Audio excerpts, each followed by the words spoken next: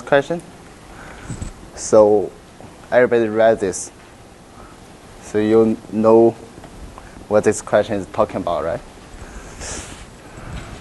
So basically, for this one, it's just a company or a division. It has some budget thing, and also it has some actual thing. So budget means at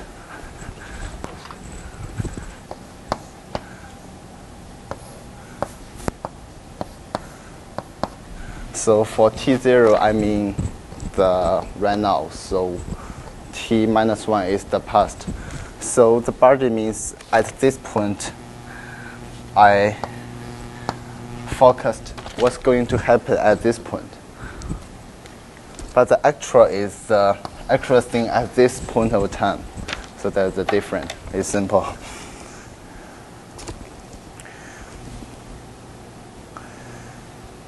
But this question, I have a question before I want to answer your questions. Have you ever learned something called a static budget or flexible budget in class? No? Okay, me either, but this question asks something like this. So I learned it by myself, and I got some definition for you. This one? So the static budget is just something like you guess everything in the future. But the flexible budget is something like you know your revenue first, and you want to guess other variable costs proportionally.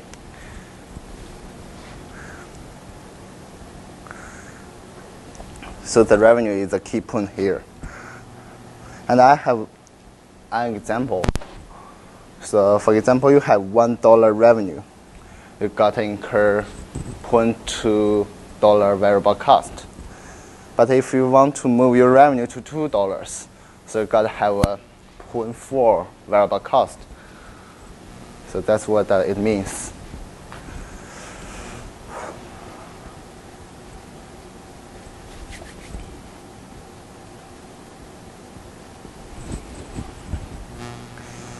So actually, as far as my concern, I think up to now the budget thing is quite simple, like simple math, right?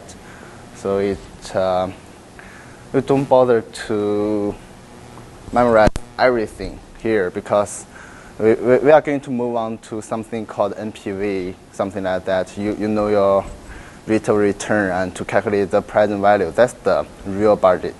For this one, it's just some budget for your campus group, something like that. So it's simple and straightforward.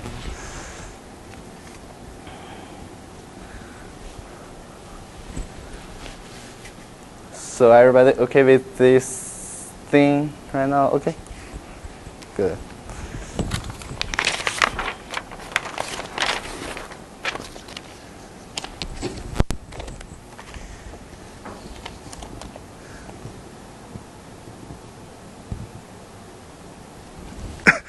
So the first question is asked.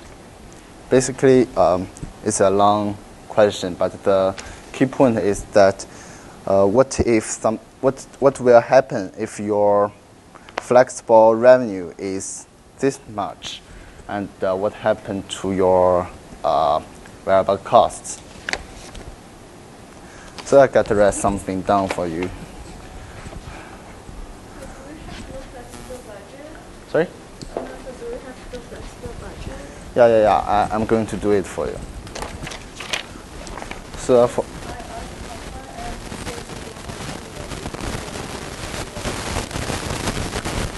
sorry? Oh, what do you mean?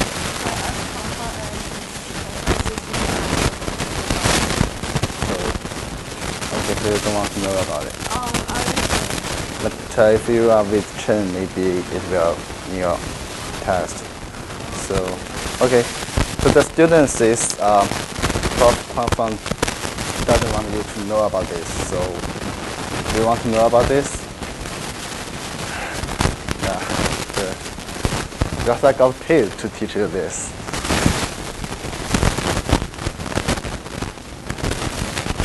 So,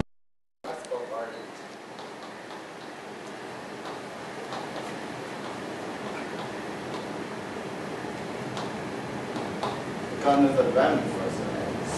For this question, you are going to use the actual revenue as your flexible revenue, which is this much. And also, we can see from the question that we have a lot of something like fixed cost, like the first one, fixed manufacturing. So since this is fixed, so it's same to the one from the static margin, which is this much. And sorry? Is our budget, so we'll use the actual revenue and budget as the actual cost. Yeah. But this one is just like what will happen if we have the revenue as our actual revenue. So we want to change something from the variable side, not the fixed side. So for the fixed cost, you are using the static part. So similar here, for example, 7.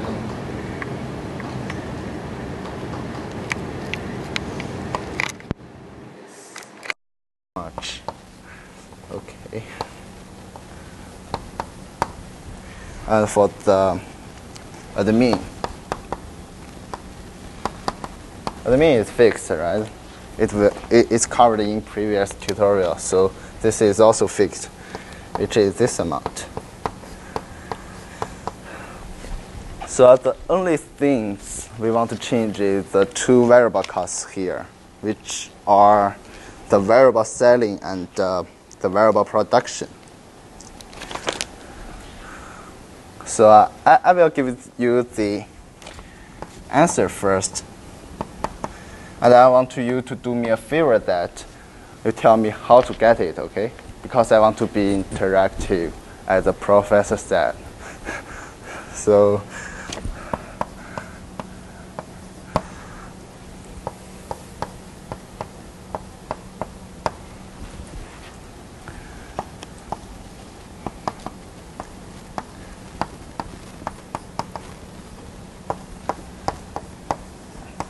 so can anybody tell me how to get these two?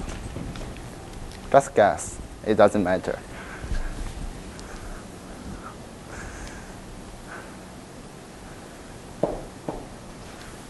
You are taking the notes, so I think you are a good student. Can you tell me how to get this?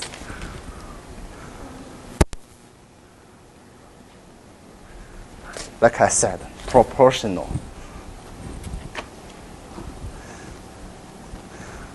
What does it mean by proportionally? You find the variable cost per dollar of revenue? Yeah, something like that. It's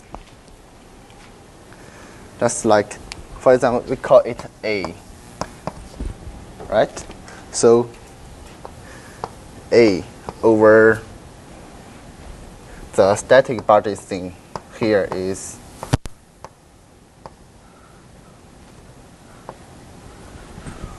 this is 9, so 5892 equals to the revenue.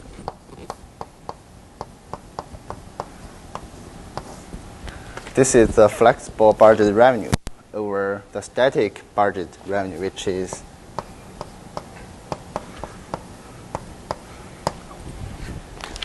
so that's their relationship between the static revenue and the static one item of flexible cost. So I want to test this for you. Oops. Okay.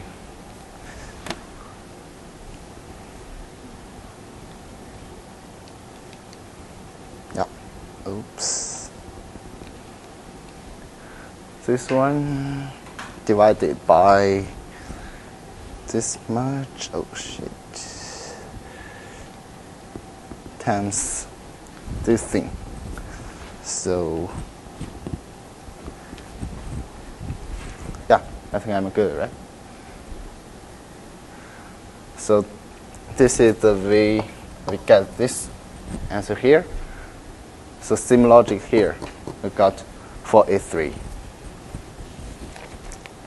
Oh yeah, and this question wants to know what is the flexible budget variance, which basically means the difference between your flexible budget and the actual thing.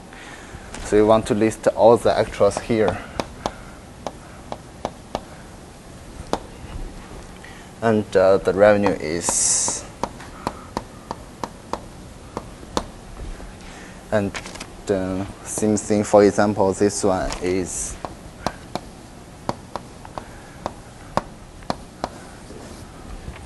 the 2032 is this, right? It fixed the manufacturing cost. So your variance equals to this thing minus this thing. So the budget minus the actual. And we get the answer is -2, oh no, 55. And you can do this into all other things. You will get the solution, which is this column. So for the budget variance, you have to one for each of the revenue reduction. Sorry? This one is this for each of them. No, I mean, I use the flexible budget minus actual. Yeah, because for this question we are dealing with flexible budget, right? Yeah. So far so good. Questions?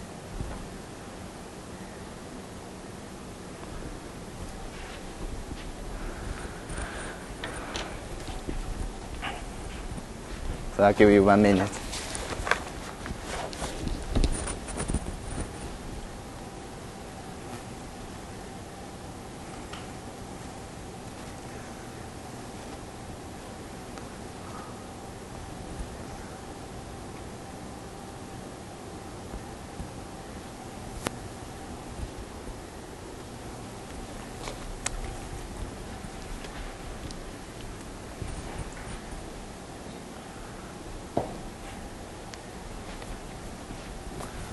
Okay, so can I move to the next one, or you need some extra time to take the notes down?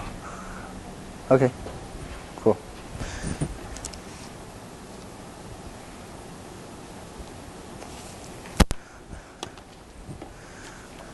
So for the part B, we are dealing with something like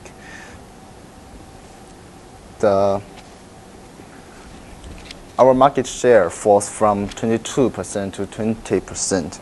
So this means we are going to lose some sales, and then we will lose some profits.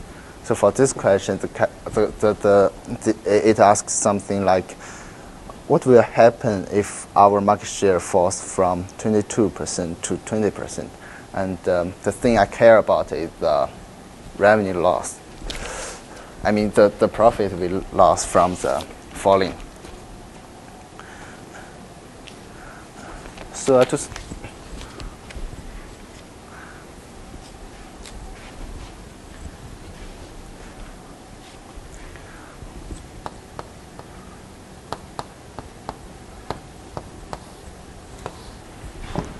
Is this a good place to write something on?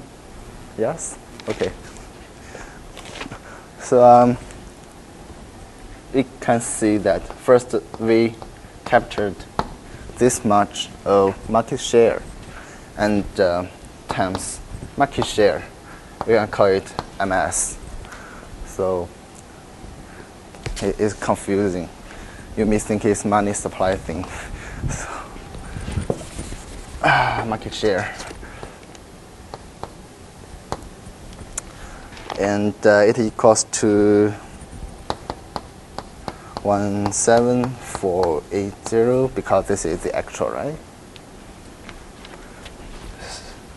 So it's simple that we can get market is simply 17480 over 20%.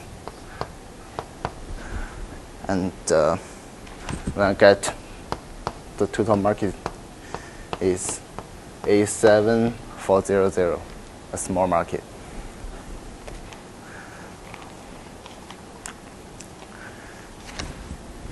And therefore we can get, if we captured 22% of the market, which is, and the market here is, we got this one. So the 22% of market equals to 19228. So to calculate the difference of this two, we get the revenue falling from the falling of market share. So the foregone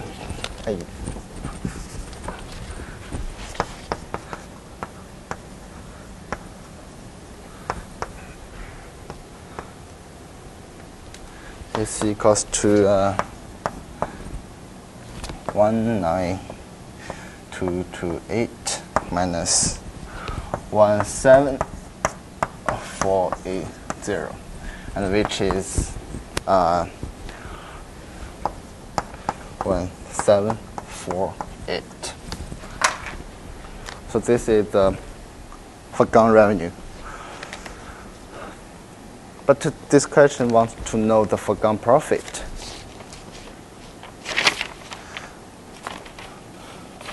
So let's move back to the question itself. Here, you can see by our budget, the revenue is this thing, and we have two variables here, two variable things here, the variable production and the variable selling expenses. So we can get our contribution margin. So if you don't remember what is contribution margin, and I have the definition here. The contribution margin is basically the total sales minus the total variable cost.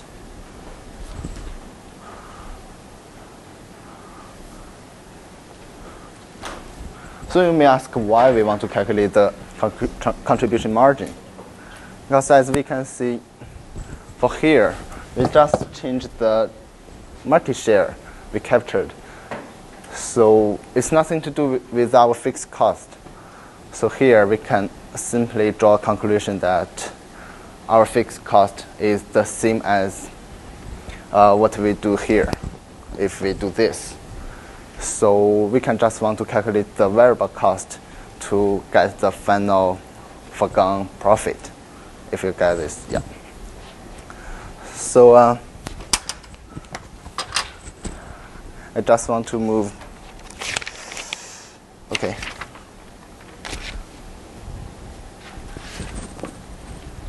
Can you read this? Yes? No? Okay.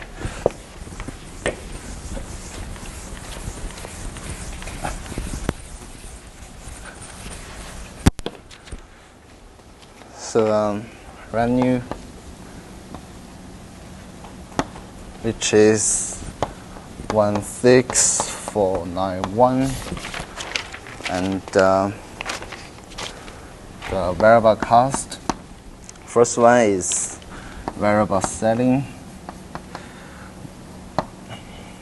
is 456, and the cost of goods sold or cost of sales, anyways, is 5892. So this one minus these two, we got our contribution margin, which is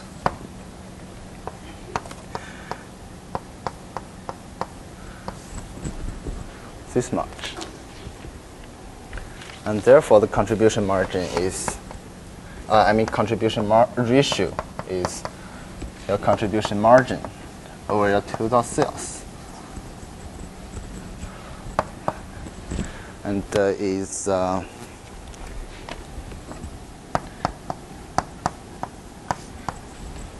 this much. So we can see that which means if we have $1 of revenue, we will have $0.6151 of profit in this case, because we don't consider any fixed cost here. So you know what I mean here? So you got this, right? No, yes, no. Don't give me a confusing face and nodding your head. It's even more confusing, right? So, you got this? You got this? Why don't we consider the fixed cost? Because the fixed cost means if we produce something, we will incur this, the fixed amount, no matter what the production is. So it's simple. If we capture the 20% or 22%, even 100% of the market share, the fixed cost is that much. It's fixed. It's like you want to have the equipment, which the depreciation is this much. This is an example. So you have a equipment, the depreciation is this, so which means once you turn it on, it costs you this much. So you turn it on, you can produce 1 unit, or you can produce 1,000 units, but the depreciation is still this much. So same logic here. We only concern about the variable cost, not the fixed cost. You know what I mean? Okay. So Yes?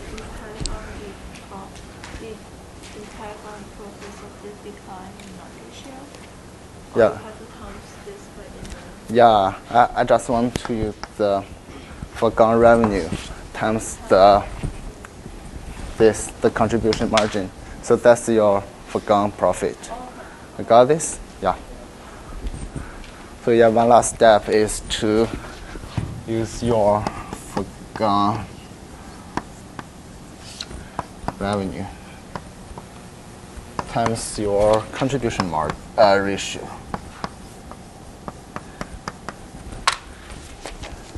And I'm too lazy to write something down, and I don't think there's some space.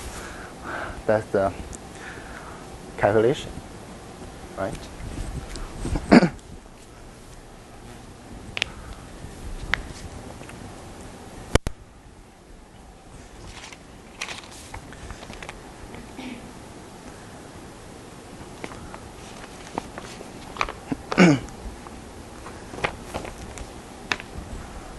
So, and I have had notes here for you.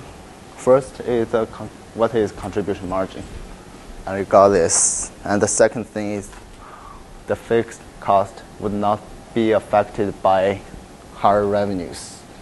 So that's what we are talking about in the part B, right? Yes. And I have a note, and as a TA, I have a note for you. So when I was marking another course, is some its cost code is MGAB03H3 is personal finance, and a student, he's so smart, and for one question, he skipped all the necessary steps. I mean, the question is something like that. Oh shit, I'm not strong enough.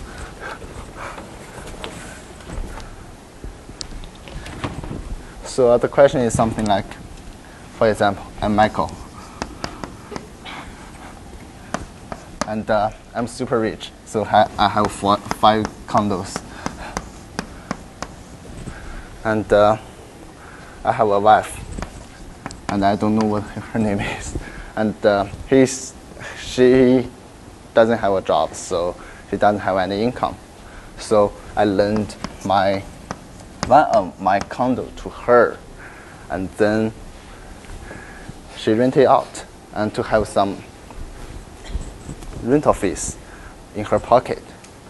But in personal finance and in the real world, even she gets the rental fees.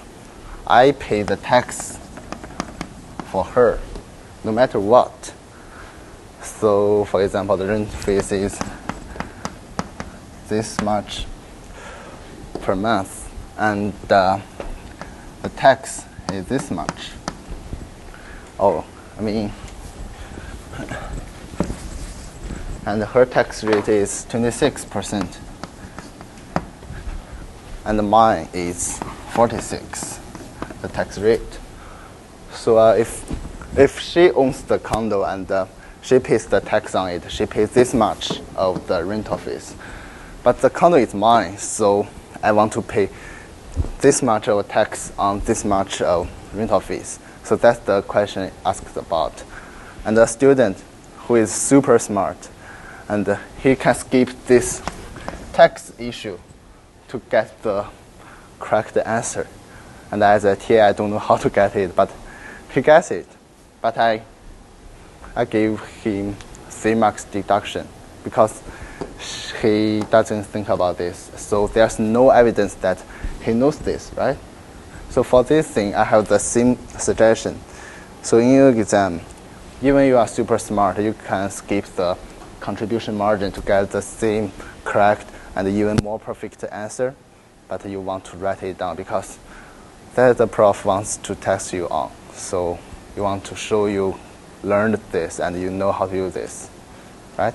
Okay. So, and in real world, just forget this. You get your answer by your own way, smarter way, for sure.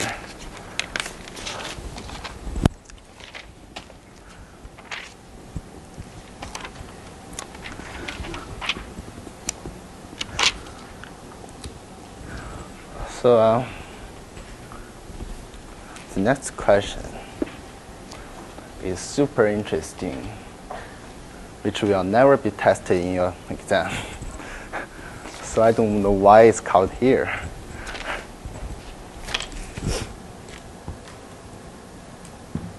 Oh.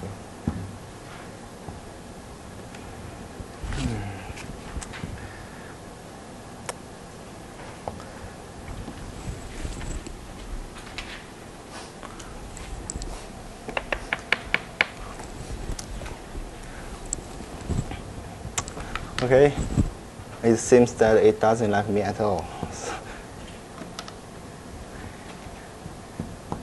I can't do anything on this thing.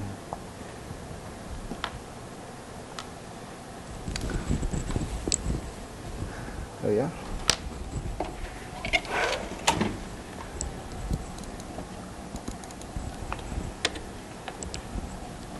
Okay.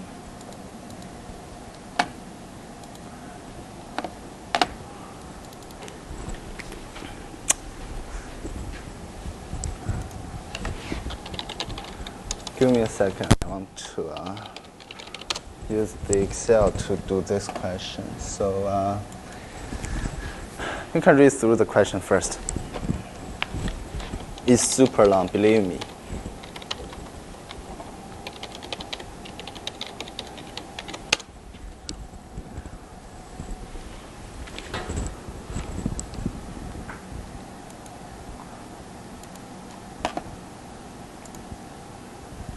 I got you.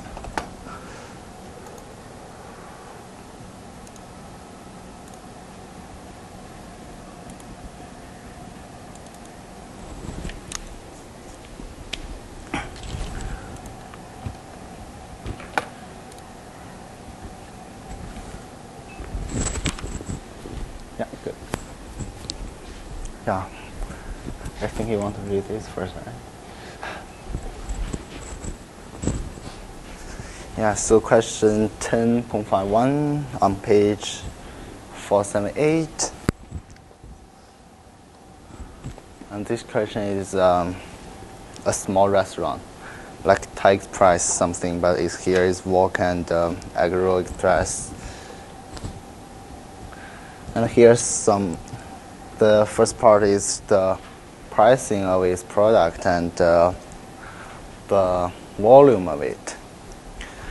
So we have 5 parts here, part 1, 2, 3, 4, 5, and the first one is to budget the revenue, second one to budget the materials, third one to budget the labor, and the fourth one is to budget the overhead, and lastly you want to integrate everything to get the budgeted revenue. So that's the 5 parts.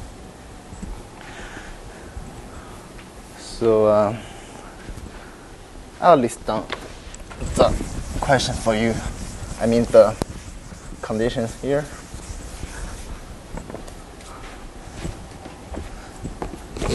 So the restaurant, it's noodle bowls.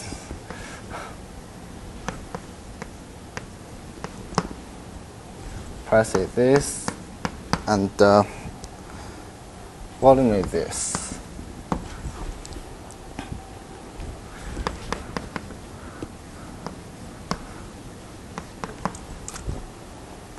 Price is this, and volume is this.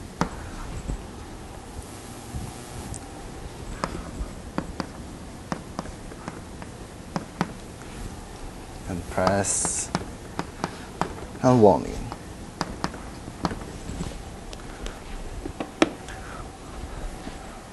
So that's what we have for part 1. And as I said, up to now the thing we covered is super simple, and is just something like your math, even high school math.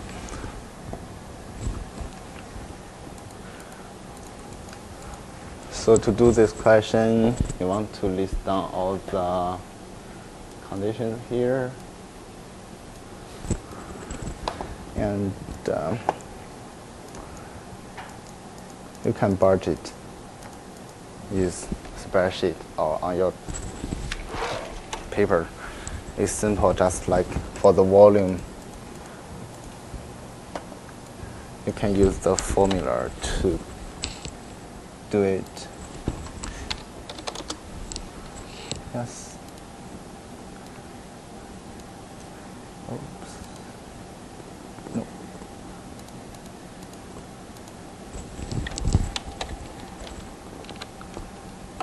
Okay. Good.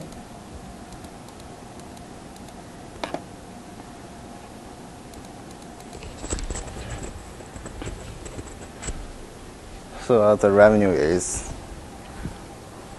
simple. Is the production of your price and volume. So that's the revenue for the first part.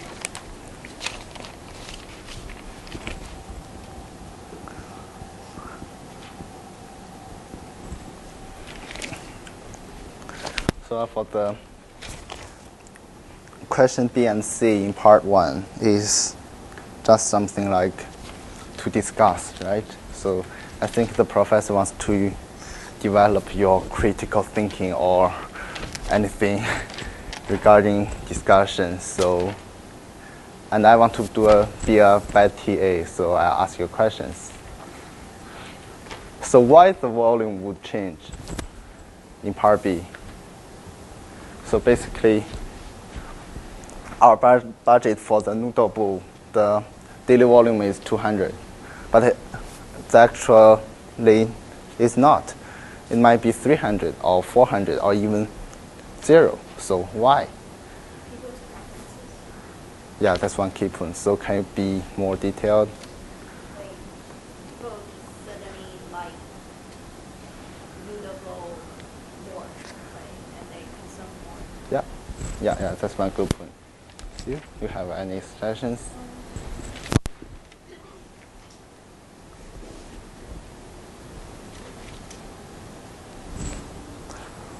Still thinking. Think about economics. You know. Demand and supply. Yeah, demand. So,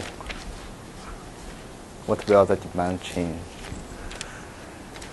When the demand will change?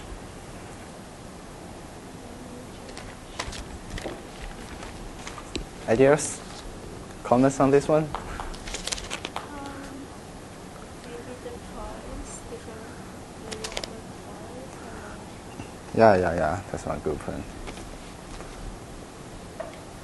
If we decided the supply, the price of the products that we use to make the noodle bowl, if those prices go up, we will increase our price of the noodle bowl, and maybe that will decrease it.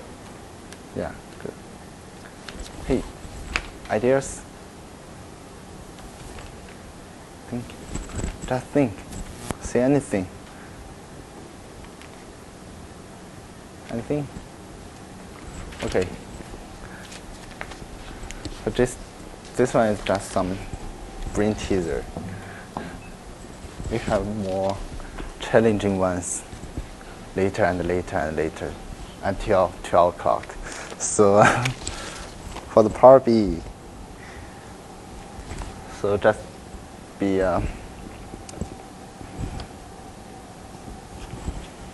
critical thinking. So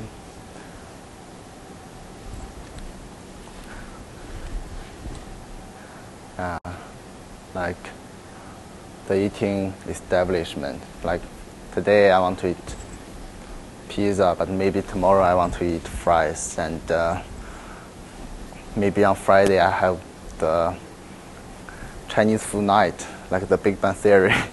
So that's why. And so we want to know what affects the demand. And firstly, maybe a new restaurant. It's simple, right? And the second one is much more deep thinking, but is quite straightforward as well. It's the economic downturns. So this is not a very expensive restaurant in this case. So if the economic downturn is not that much, people may just quit some expensive restaurants and go to this one, so our volume would increase. But the economic downturn is that much, like crisis. So people may quit eating out. Even people quit eating. So that's why the volume may decrease.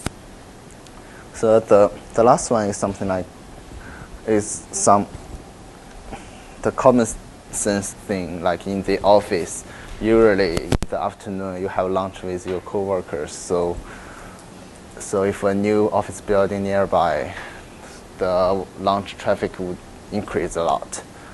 Yeah, that's simple and super simple.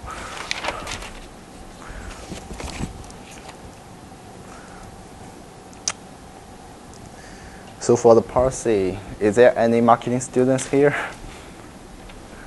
Because this is the required course for all BBA students. So marketing students, don't be shy. You should be active. No? Okay. Well, awkward. So I'm not a marketing student, so I just give you the answers, and I don't want to discuss marketing thing, which is not my area, to embarrass myself. That's not right. So the first thing is to launch an advertising campaign. I don't know what it means, but this is it.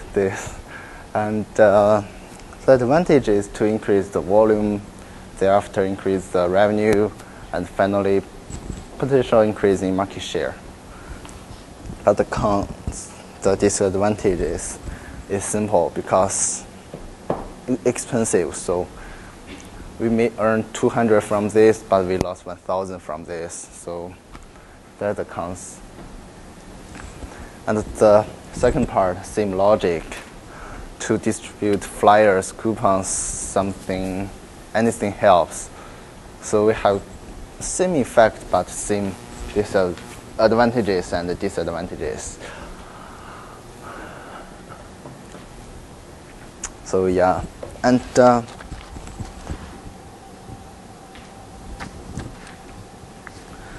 so this question asks how to increase the revenue. So the most straightforward way is to increase the price. So sometimes it increases the revenue because the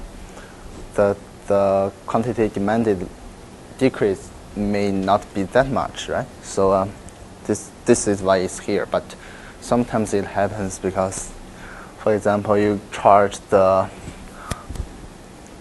noodle balls at 1,000 per bowl, and nobody will come here, and you don't have any revenue.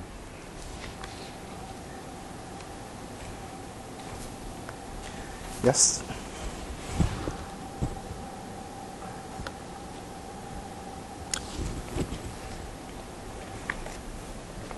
That's the part C. So the part 1 is done about revenue thing. So you have any questions before I'm moving on? No. Okay. Show your smile.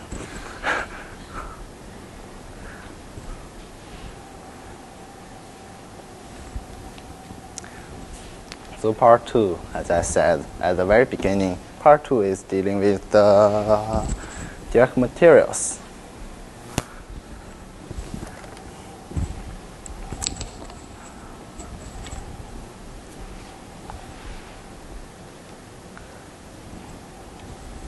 Yeah. So we have some information here, like you know what I mean, yeah. And the first question asks you why we don't want to prepare a production budget for the restaurant. So it's an accounting question. I may ask you and I may discuss with you. So why?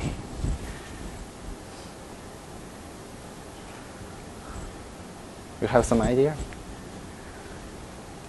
Just they don't have any Yeah, that's the key point. You should save it for the later because that's too fast.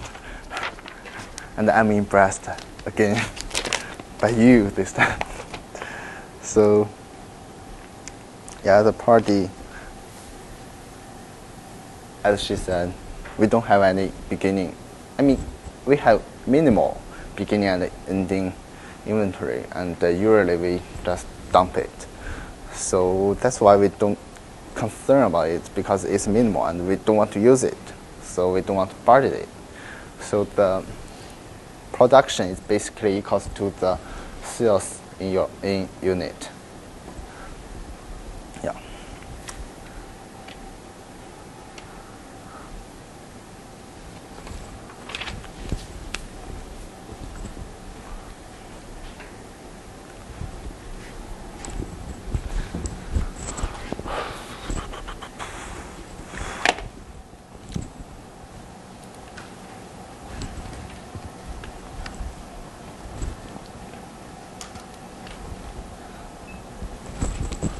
So let's move on to the part D. I mean part E. Yeah, should be part E. And yeah. As same logic as part A. Just we have some input and to calculate the production of the input, and that's how we get the final answer.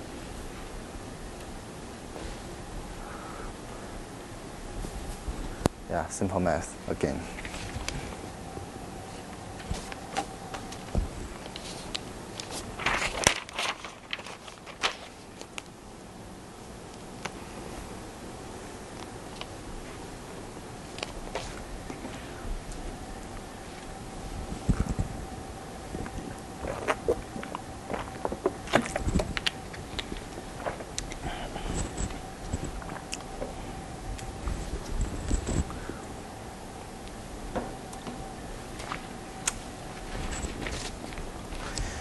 That.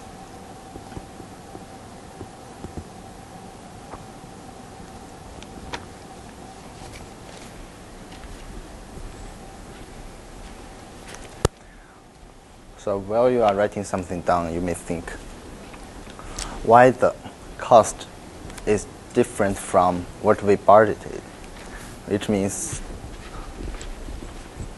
for these 3 columns here, I mean these 3 rows here is our budgeted cost.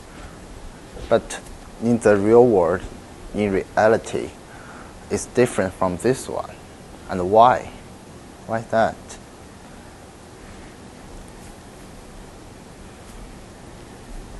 Just be creative.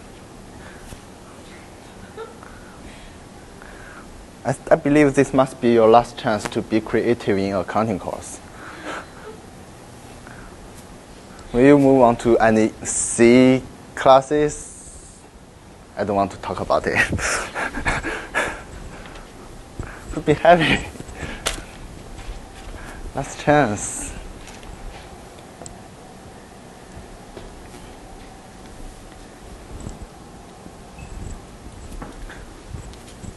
So why is different in reality than your budgeting idea?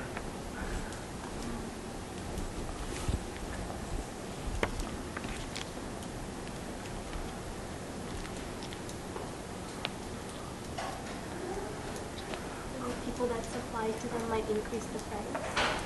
Yeah, but why?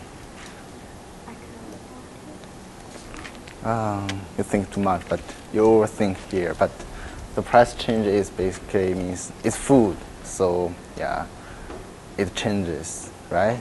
As you go to grocery store, maybe this week the apple is 0.5, but next week it's $1. It happens, right? So because it's food, that's why.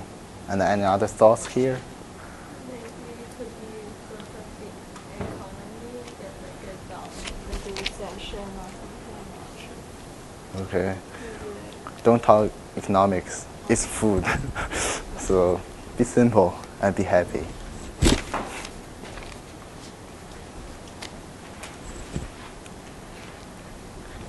Here, you have any thoughts?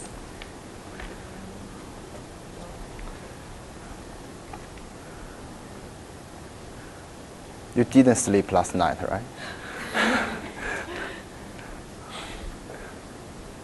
Okay, enough jokes. And yes. So for the part F is still some common sense and a little bit creative. And the first one is, as I said, the food, the price never can be predicted. And the second one is the weather thing. Is another common sense.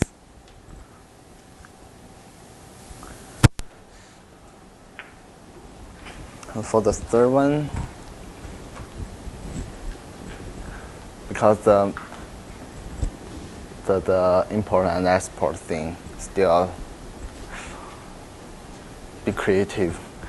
And the last one is food preferences. For example, our mayor, he quits, so we celebrate quitting pork. It happens with no reasons, so yeah.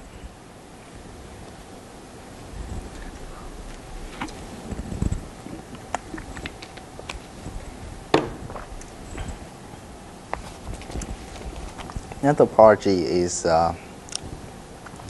suppose the prices of food ingredients increase. Basically means what if the beef, what if the noodle, what if the rice price increase. So what to do to keep the budget in line? Basically means to keep the budget in a relative range.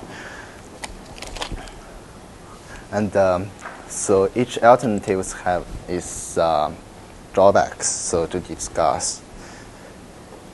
So the price change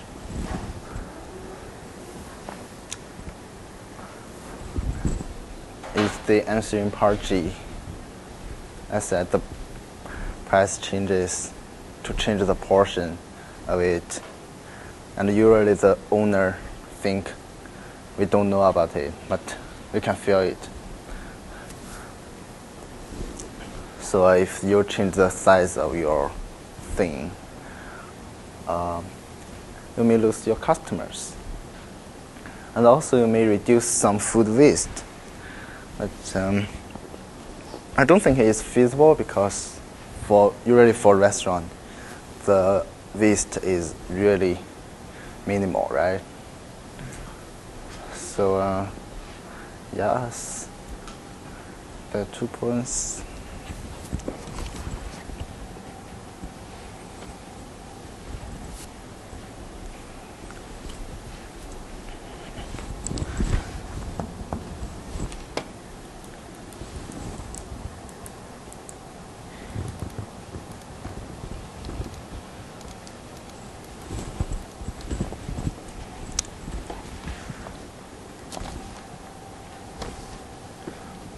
And the part 3 is interesting and is useful if you want to move your career path to a restaurant manager.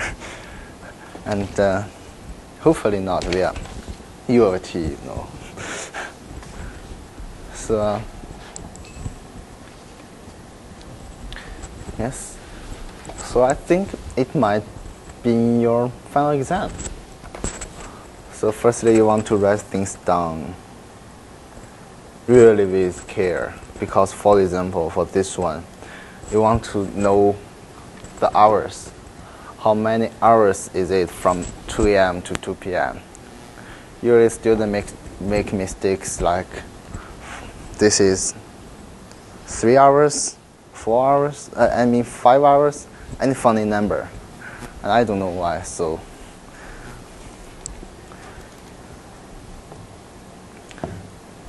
deal with this with care.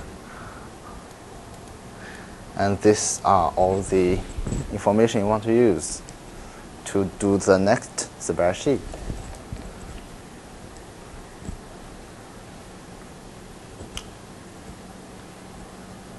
Okay. So for example, the cooks, you have their number requirement, and also you have the hour requirement. So you have the total hour requirement. Same thing, same thing, same thing. And we got the total. And same thing for the cashier.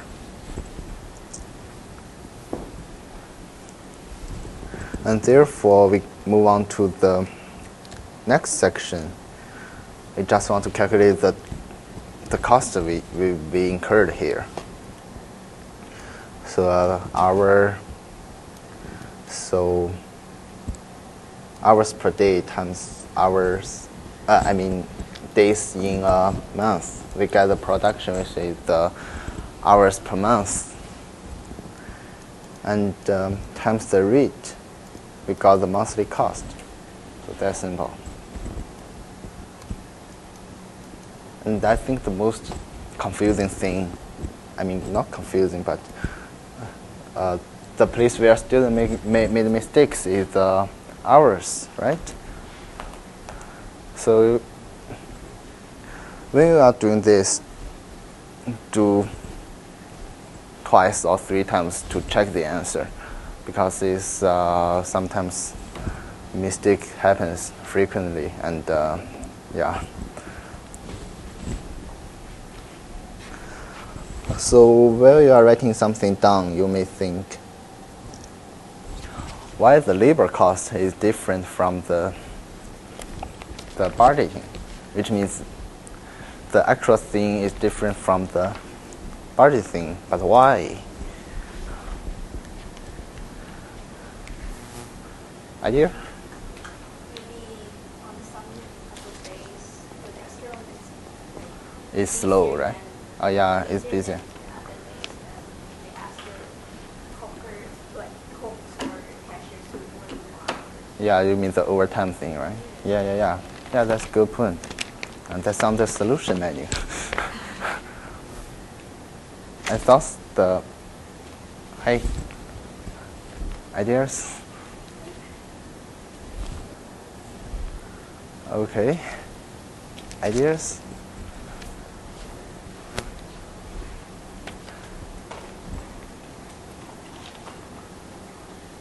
Ideas.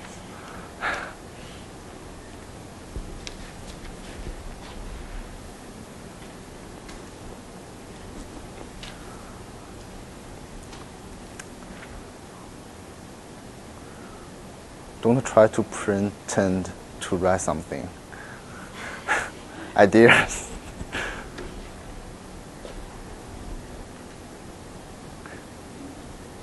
Come on, my good students at the first row. Ideas.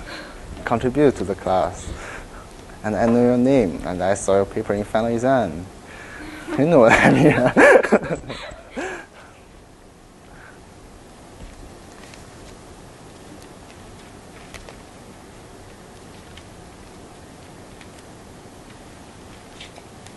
Say something. You are hungry? Sleepy? Okay, come on. I thought we would have a lot of discussion here. I'm hurt. Seriously. Oops. Yes.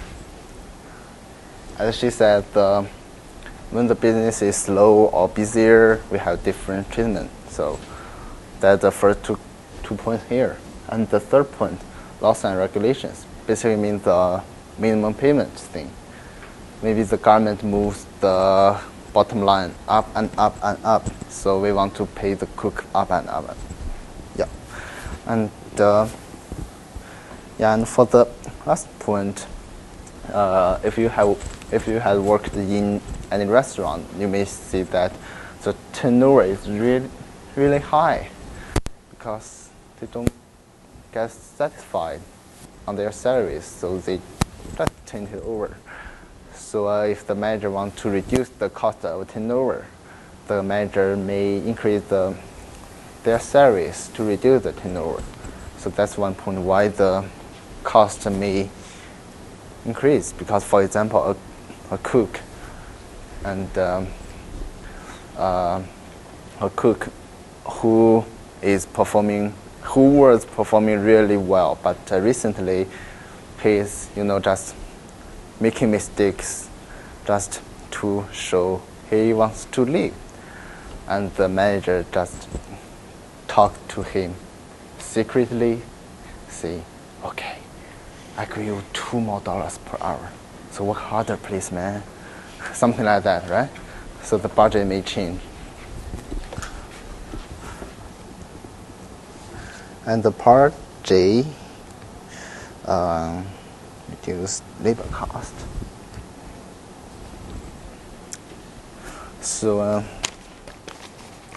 the part J is still interesting. The labor cost is the most thing we want to reduce, to control. So why? Why? It's a high proportion of the cost, the total cost. Yeah, I mean how? Sorry about that. Okay. Instead, they could provide more benefits. Sorry? More benefits. What do you mean by more benefits? Benefits like benefit plans like dental plan and there's health. Oh yeah, you mean to reduce the benefits. Yeah, that's a good point. Yeah. Okay, questions? Hey you, say something. Laid off from For the Y, what if we are super busy? Higher, cheaper. Super productive ones, right? Okay, yeah, that's a good point, which is not on the solution menu. Yeah, you inspire me, right? We can hear some people like the slow one at 10, we can hear 5, but the super productive one we can 25, and we can hire only 1, so save something. Yeah. So any other thoughts here?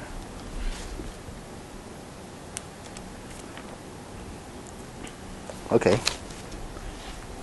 So the part G here is what we were talking about. You can add this point to this thing, and the first thing means we can monitor the flow of the restaurant real carefully. Like for this hour, how many people we need. For that hour, how many people we need. So we can have a real accurate budget on the hours requirement. I mean, number of people requirement. So we can adjust our hiring things, something like that. But the major drawback is that we may suffer from the unexpected high volumes. For example, another mayor joke, he really quits, and we really want to celebrate. But I'm not a super rich guy. I can only treat my friends at something like this restaurant. So we have a super high volume. But we have the restaurant only has the number of employees to deal with the average requirement, not the super high requirement. So it suffers, right? And for the second one, which means, in the kitchen, not every cook cooks. So someone just is preparing the food for all the day. So we may just let him go and hire a cheaper one to just prepare the food. But the drawback is that he may not be that experienced. So the quality of food will definitely suffer, right? Yeah. So any questions? So far so good. We can move on. And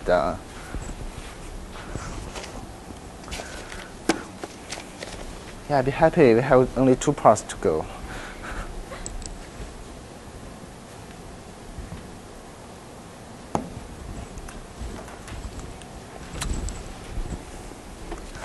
So for the part 4.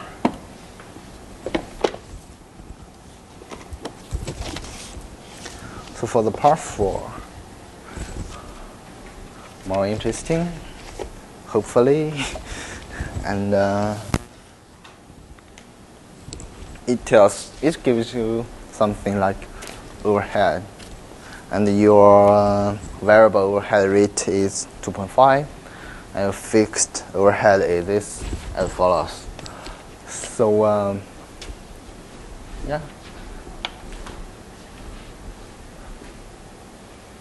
Okay.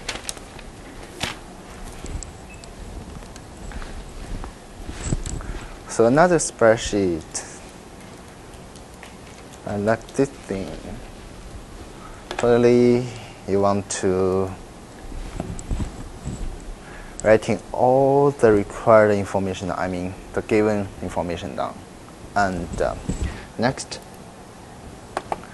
let's do the spreadsheet. The hour 2520 is from the last tab. I'll click this. So it's from here, right? So times the rate is the total variable overhead.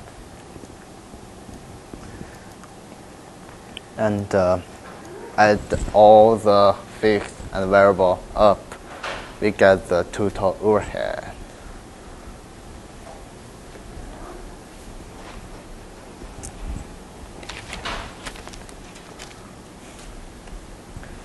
Is that your friend who's sending you a cup of coffee?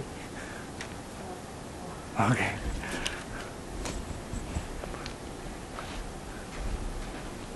When you are writing, please keep thinking. So, why the budget is different from the actual? Again. Maybe the actual variable overhead cost is high. You mean the rate is higher than expected? Actual rate, yeah. Okay. Yeah, but why? Be detailed. Why is here?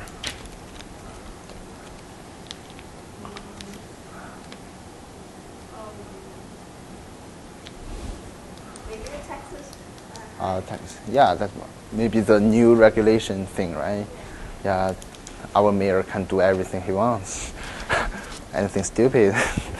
Yeah, that's one point. And any other thoughts? My good student here.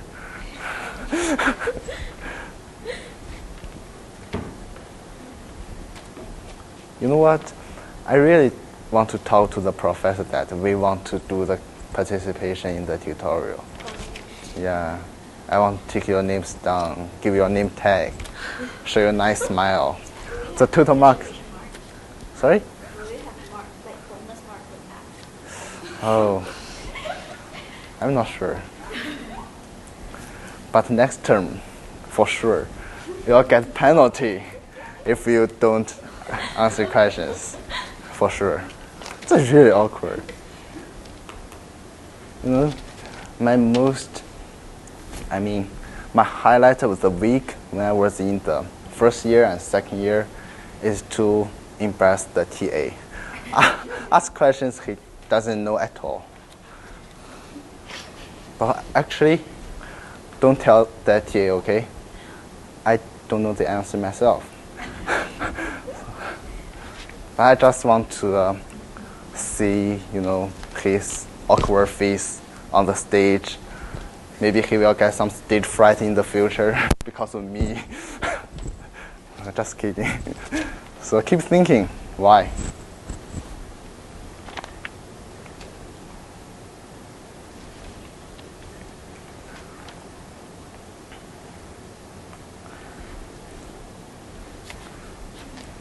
Hey, the guy using computer, are you Googling it? So why the budget overhead is different from the actual overhead? I'm thinking you have ideas. I'm forcing you to give me an answer. I think because the budget is the estimate, so it could be overhead. It's not like a really, that could be like, it's just an estimate, right? So you can overestimate that, and because you can't really predict correctly. Yeah. So it's like estimation, so you don't really have the actual information, Yeah. like the Yeah. exact numbers. Yeah, and yeah, stuff. yeah. So the budget really Yeah, that's a good. You're on the right track. Yeah. So. Yeah. You have to do something. Why didn't I answer this? If you see this solution, because it's really simple. So the utilities may change because of the weather. And the manager, we can see from the here we have the manager cost. I believe it's the salary. A manager may quit, so we want to hire a new manager at a lower or higher rate. We don't know, so that's one thing may change the overhead cost. And the lease is stable in nature because we have the contract. But maybe at the end of the term, the owner may say, "Wow, what a good business! You are happy, right? I want to share your happiness, so I want to have a higher lease rate. If you don't accept it, go." So that's the one point may change as well. So and the last thing is the variable cost, basically the variable rate. And as she said, it's not stable in nature, because we have the supplies like basically napkins, the pen, anything. Maybe, yeah, you know, it's not stable.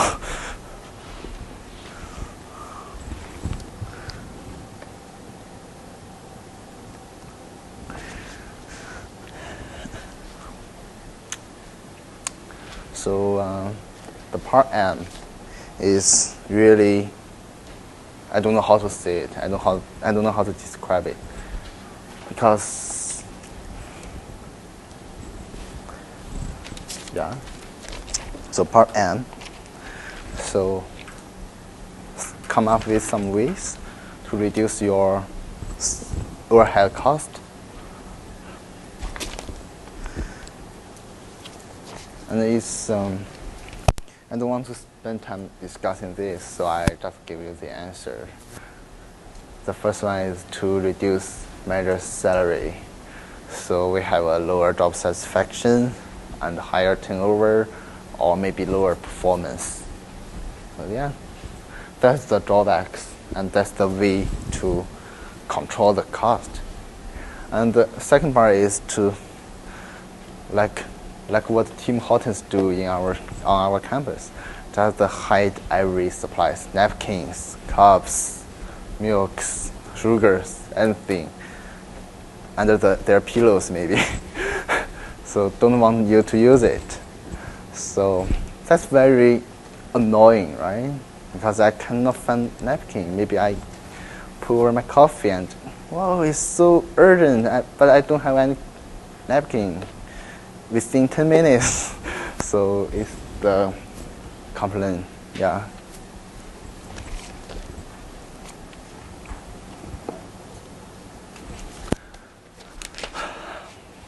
So the last one is the most integrated one.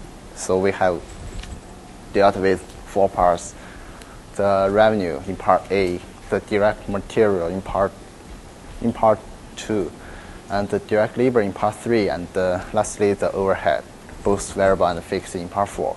So lastly, we want to integrate every information, all the required information, to come up with the budget income statement. So here we go.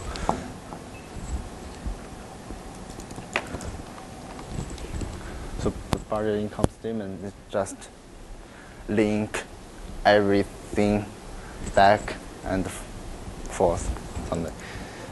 For example, this one is from part A. I just have the formula here. Is part A. This thing here. So direct materials is linked from part B here. Yeah, and everything is linked. And this is the sum of these 2 direct materials and direct labor. Contribution margin, overhead. Yep. So that's your operating profit.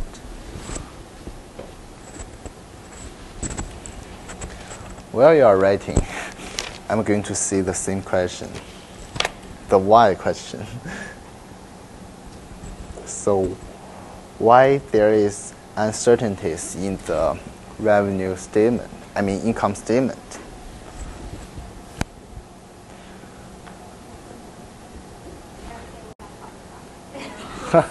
Yeah, but beyond that, why? What? Apart from the things we have talked about.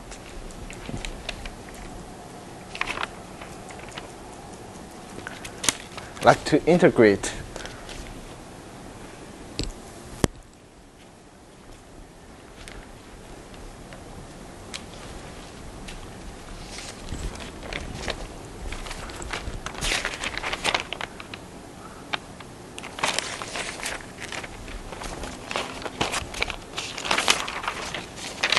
have ideas?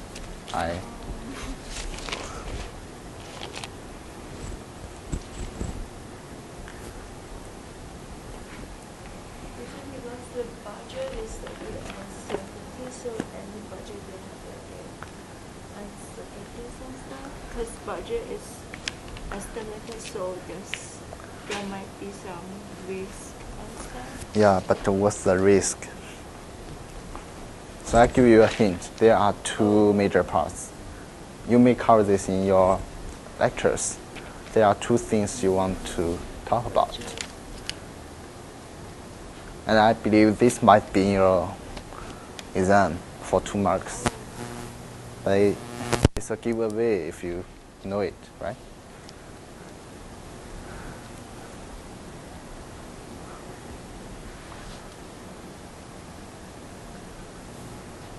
Over 500. Sorry? Is it the over 500? Like, Oh. we, I don't know, like, Oh, this. estimate too much Oh, yeah. budget Yeah. or too less. Yeah, you are right. So basically, the uncertainty is some volume. It's from volume of sales and the cost of food. So you can never accurately predict these two right, because it's a restaurant. So these two are unpredictable in nature. So volume of sales and cost of food are the two most important uncertainty estimates. If sales are off, profit will be less, right? And maybe there's a loss at the year end. And if the food prices increase, but food always change, we don't know.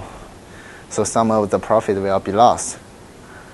And for here, the labor is probably fairly stable, although there is some turnover, but the rate is relatively stable.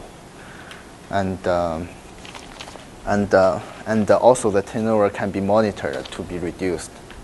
So that's why only these two are the key point here. And for the last part, it's a good question. It has everything you have learned from your program. So anyone want to talk about it?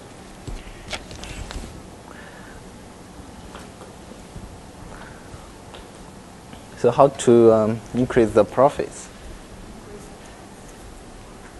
Yeah, but any other things we have not talked about?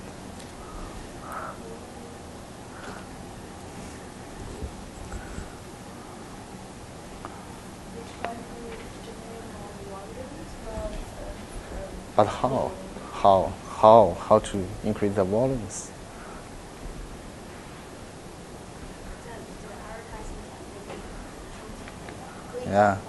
Yeah, we talked about it. So, yeah, it might be hard, and this question might be in your exam as some giveaway, because you write something, it makes sense, and you have the mark. So the first one, the regression, is not the simple regression in your MGAB03.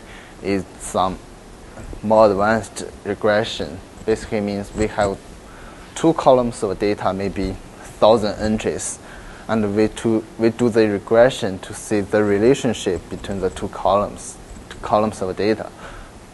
So for example, we can do the advertising costs and volumes to see their correlation. If the correlation is really high, so we can keep using the advertising, but the correlation might be really low. Maybe there's no relationship. So we don't want to use the advertising because it's costly, but not useful. And the second one is to sponsor some sports events and to basically to increase your visibility, to let everybody know you and to go to your restaurant. And the third one is to manage your cost, something like to reduce your food cost, to reduce your supplies cost, or to reduce your labor cost. But the one major thing the manager wants to keep in mind is that to hold the quality, because if your cost is low, your quality is low as well. So it doesn't make any sense because people don't come. You lose people. And the last one is to do the cost-benefit analysis. So basically means to make every factors quantitative. For example, as every solutions we talked before, for example, the coupons thing. The cost from coupon is $10, but the benefit from coupon is 12. So your payoff is $2. That's one good way to increase your profit. But for another example, for example, to reduce the salary, you save salaries about $100, but the lower performance, the turnover, costs you $111.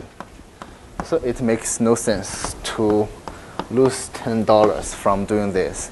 So that's basically what does cost and benefit analysis mean. So this is a very interesting term you can use in every course. And once you write it, you get marks because it's like, I don't know, have you ever applied for any jobs as a co-op or intern or something? We have the qualifications there, see, working knowledge of something. So basically, working knowledge means the employer don't know what he's talking about. So same thing here, the cost and benefit analysis basically means I don't know what I'm talking about, but I know something. So please give me marks. So that's one tricky way to get marks from any other courses. So that's it. Thank you. See you next week.